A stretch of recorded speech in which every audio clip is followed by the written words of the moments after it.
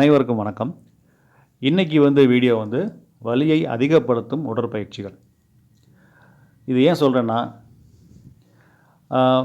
80s 1990s சில எக்ஸசைஸ்லாம் ஹாஸ்பிட்டலில் சொல்லி கொடுத்துட்டு இருந்தாங்க.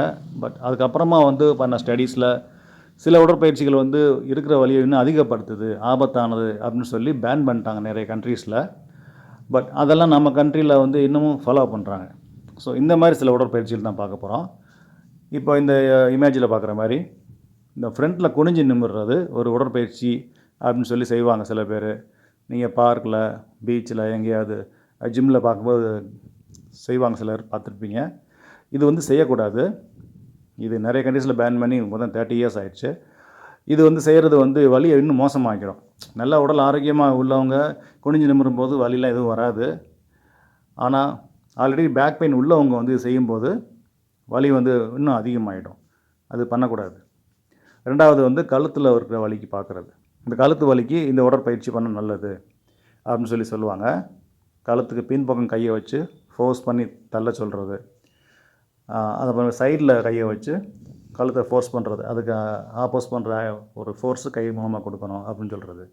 அப்புறம் ஃப்ரண்ட்டில் இந்த உடற்பயிற்சிகள் கழுத்தில் இருக்கிற டிஸ்க்கு, பல்ஜு, இந்த ஸ்பாண்டலோசிஸ் பிரச்சனைக்கு சொல்லிக் கொடுப்பாங்க. இது இருக்கிற வலியை இன்னும் கூட்டிடும். இது பண்ணக்கூடாது. இன்னும் சில ஹாஸ்பிட்டல்ஸில் பார்த்திங்கன்னா கழுத்தை ரொட்டேஷன் பண்ண சொல்லுவாங்க, குனிஞ்சு நிமிர சொல்கிறது, சுற்றுறது, இந்த மாதிரிலாம் சொல்லி தருவாங்க. இது வலியை அதிகப்படுத்துறது மட்டும் இல்லை, ஆபத்தானதும் கூட. இது நம்ம அவாய்ட் பண்ணணும். இப்போ உங்களுக்கு தெரிஞ்சவங்க யாராவது செய்கிறாங்கன்னா கூட அது செய்ய வேணாம் அப்படின்னு சொல்லணும். நீங்கள் ஆன்லைனில் ஏதாவது ஒரு ஃப்ரெண்ட்ஸ் யாரும் சொல்லி உடற்பயிற்சிகளும் செஞ்சிடாதீங்க. ஒவ்வொரு இண்டிவிஜுவலிஸ்ட் ஃபார்ம் ஆஃப் எக்ஸசைஸ் தான் பெஸ்ட்டு. இந்த இமேஜில் காட்டுற மாதிரி சின் டக் பண்ணுறது, இதை நின்றுட்டு பண்ணுறது நல்லதுன்னு சொல்லுவாங்க. இது ரொம்ப ஆபத்தானதும் கூட. இன்னும் பல இடங்களில் டிஸ்க்கு, பல்ஜு கழுத்தில் ஆகிடும். சில பேர் கையை தாடையில் வச்சு உள்ளே புஷ் பண்ணுவாங்க. அது இன்னும் ஆபத்தானது. ஸோ இந்த மாதிரி உடற்பயிற்சிகள் செய்யக்கூடாது. இதால் தசைகள் பலப்படுத்துறது அப்படின்றத விட்டு இருக்கிற இந்த போனோட அலைன்மெண்ட் கொஞ்சம் மாறவும் வாய்ப்புகள் இருக்குது.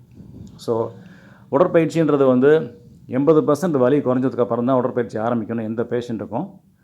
அதுதான் சேஃபு. அதுக்கு முன்னாடி ஆரம்பித்தா பெயின் கூடிரும். நன்றி.